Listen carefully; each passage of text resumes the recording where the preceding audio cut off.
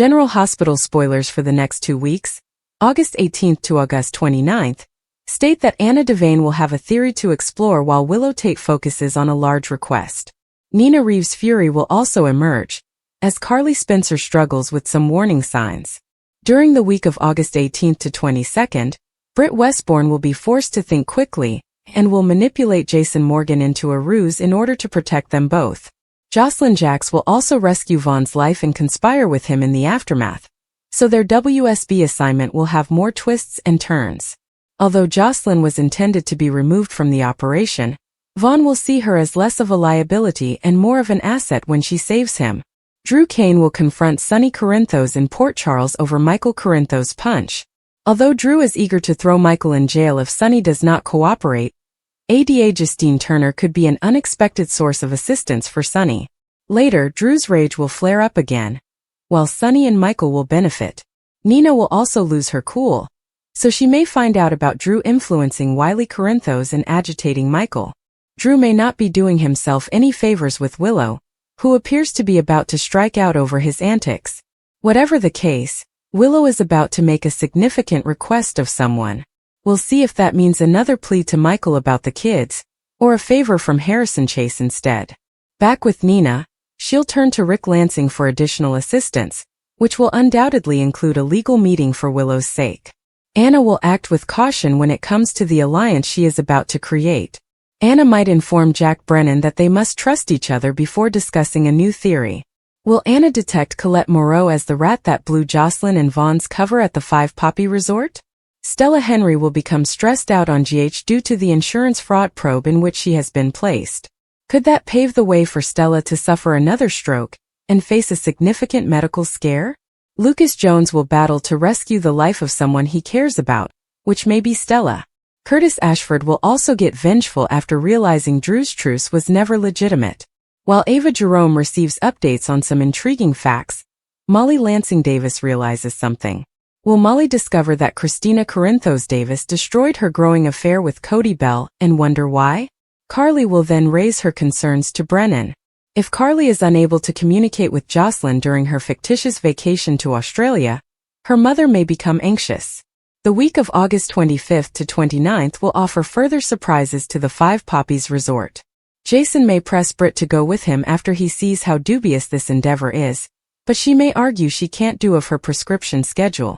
Britt will only continue to receive those if she keeps the boss satisfied and continues with her lab job.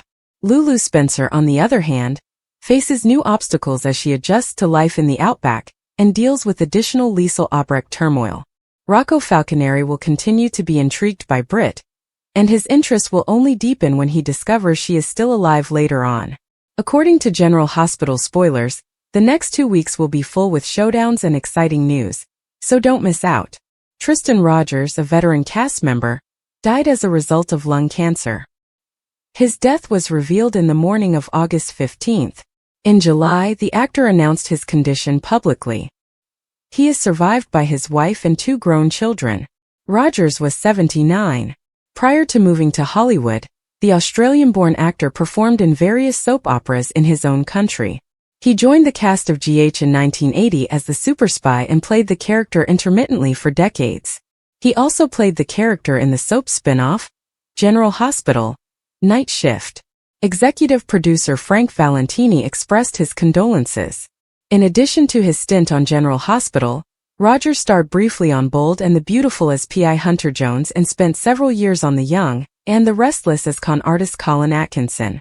Rogers, a prolific voiceover actor, earned an Emmy for Outstanding Supporting Actor in a digital drama series for his performance on Studio City.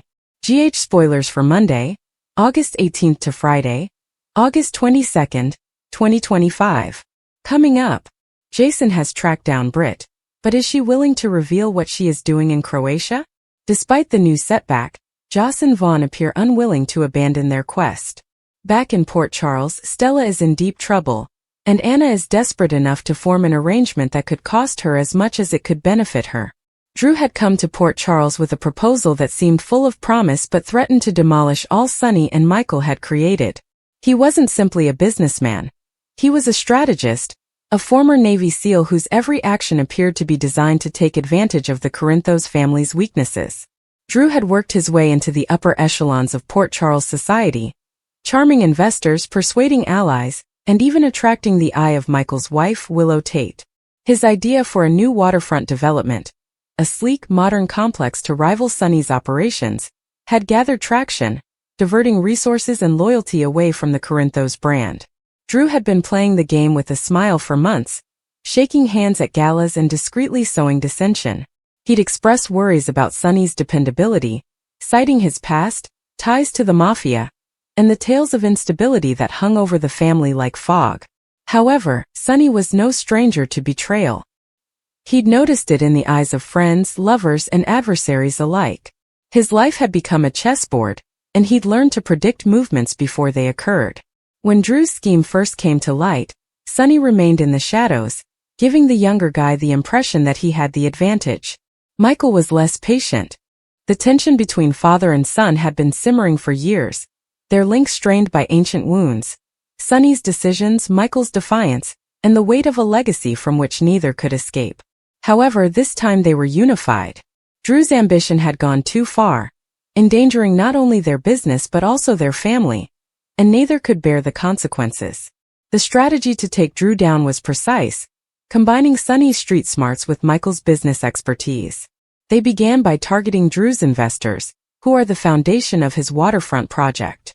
Sunny sought favors from old buddies, men and women who owed him more than money. With a whispered word here and a subtle threat there, Drew's funds began to dry up. Michael, meanwhile, worked in the boardrooms.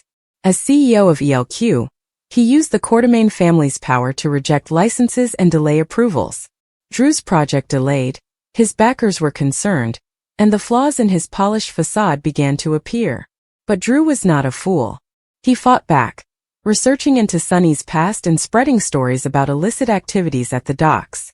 The stories were vague and carefully phrased to avoid lawsuits, but they caused concern in Port Charles, where impression is everything.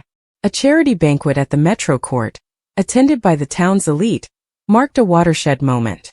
Drew intended to utilize the night to garner support, portraying himself as the future of Port Charles and Sunny as a remnant of its darker days. But Sunny and Michael were prepared. They discovered a source of leverage, a financial disparity in Drew's company, a trail of suspicious transactions indicating he wasn't as clean as he claimed. Michael, with his talent for numbers, had tracked the money down to a shell firm that tied Drew to a dubious developer with ties to organized crime.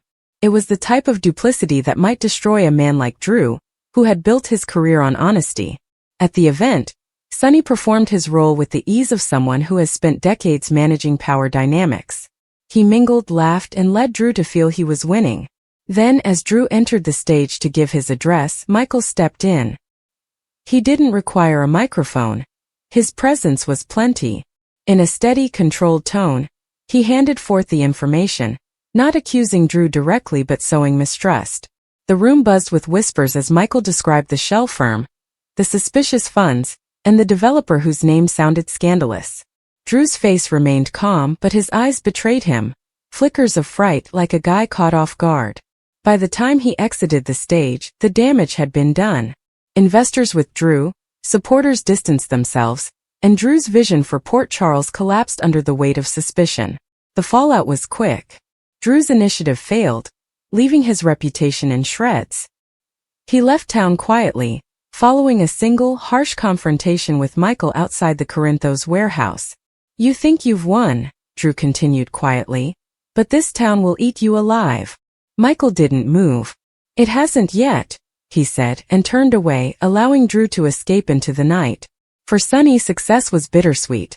He defended his empire, but the cost was a reminder of the enemies he'd created, the ones who were still lurking, waiting for their opportunity.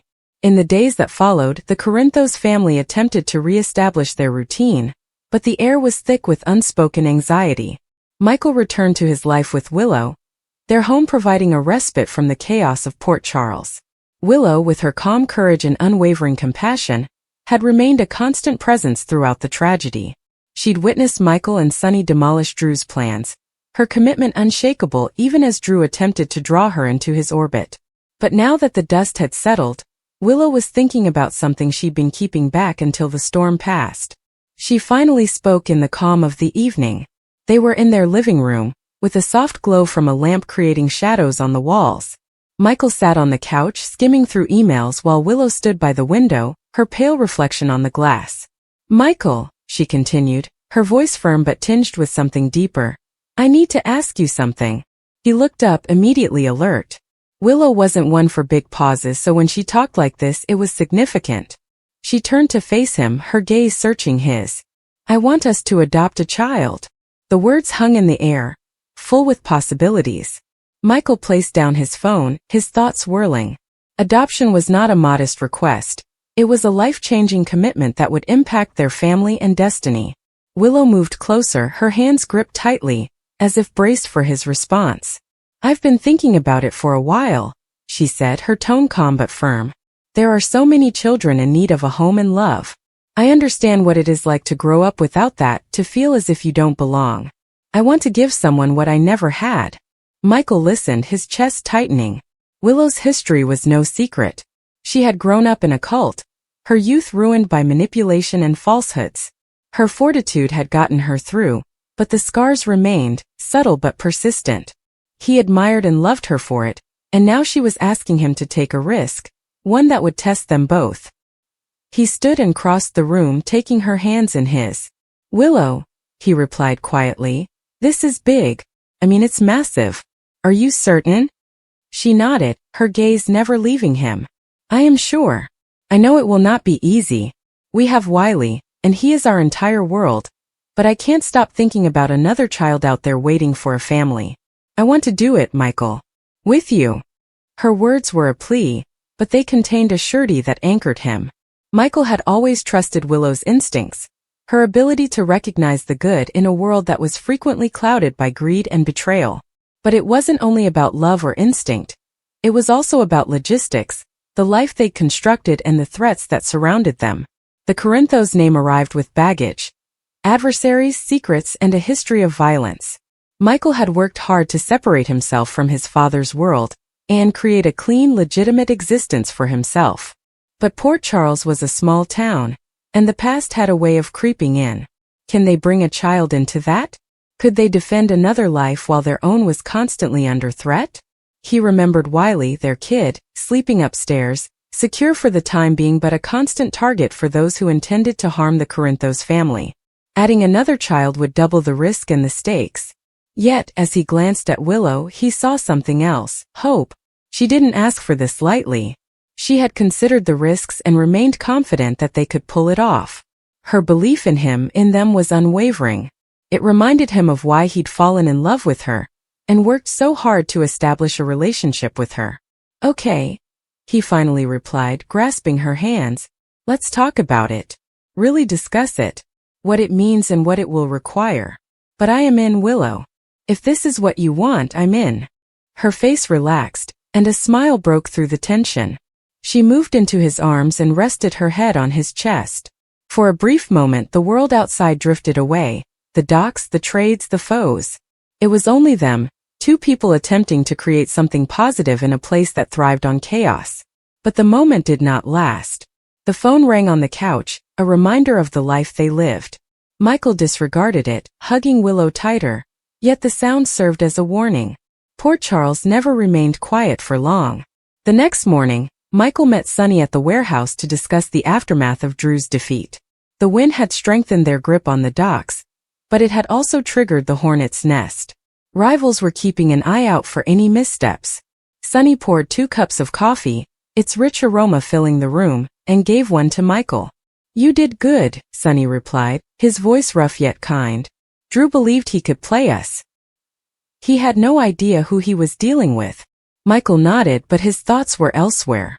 Willow's request had kept him awake all the night, her words replaying in his mind. He wanted to tell Sonny and ask his opinion, but something held him back. Sonny's universe revolved around survival, power, and control. Adoption, family, the life Willow envisioned. It felt like a language Sonny would not grasp. Instead, they discussed strategy. New players were circling, drawn by the vacuum Drew had left. Sonny's senses were acute, and his plans were already coming together, but Michael's concentration slipped. He kept seeing Willow's expression, how her eyes had lit up when she mentioned giving a child a home. By the time he left the warehouse, the sun had risen, and Port Charles was alive with the usual hum of secrets and machinations. Willow's plea weighed heavily on him as he drove home. Over the next few weeks, Michael and Willow immersed themselves in the adoption process. They met with social workers, completed documents, and opened their home for inspection. Every step was a reminder of how much they expected of themselves, and how much they were willing to give. Willow worked tirelessly, researching agencies, reading tales from other adoptive families, and chatting to Michael late into the night about what it would mean to expand their family. Her enthusiasm was contagious, drawing Michael along even when concerns crept in. He adored her for it, but he couldn't get over the idea that their life, the Corinthos life, would be too much for a child to handle. Willow sought for his hand one evening as they were sitting with a mound of adoption paperwork. "I know you're worried," she continued, reading him like she always did. "I am too. But Michael, we're stronger than this place. We've been through worse than gossip and resentment. We can do it."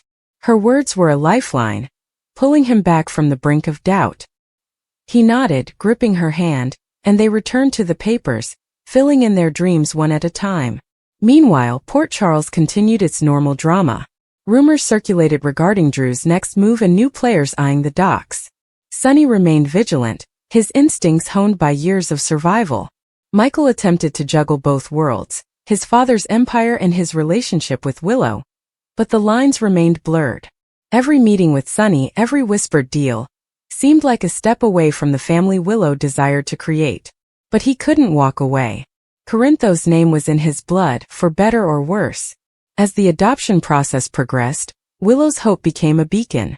She and Michael attended lessons, talked with other potential parents, and gradually began to envision a different future.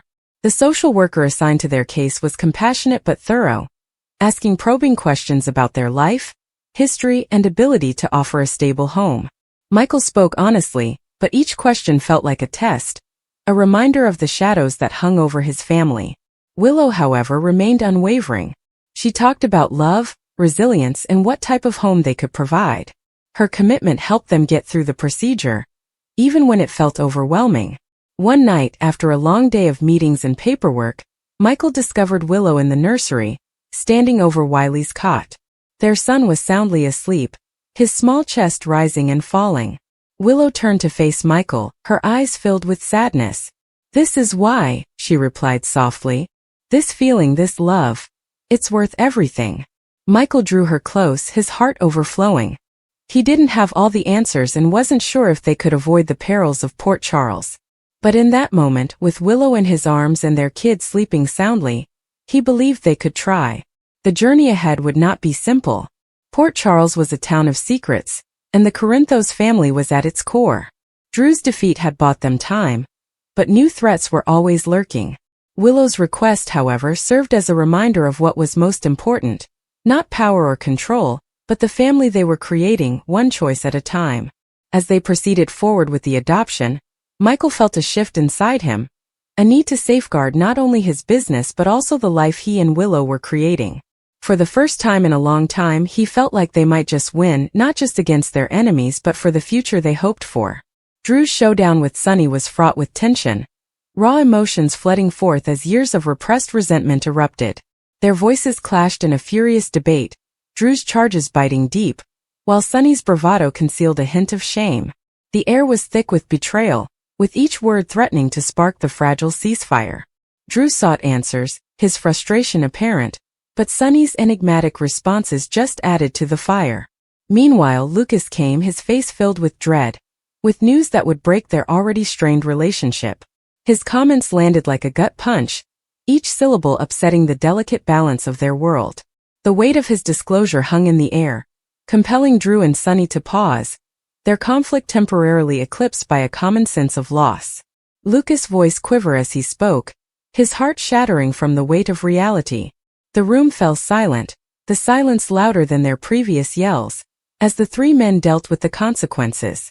Trust, already strained, teetered on the brink of collapse, leaving them to navigate the wreckage of their decisions. Each encounter was fraught with uncertainty, their futures entwined in the aftermath of secrets and relationships tested beyond repair.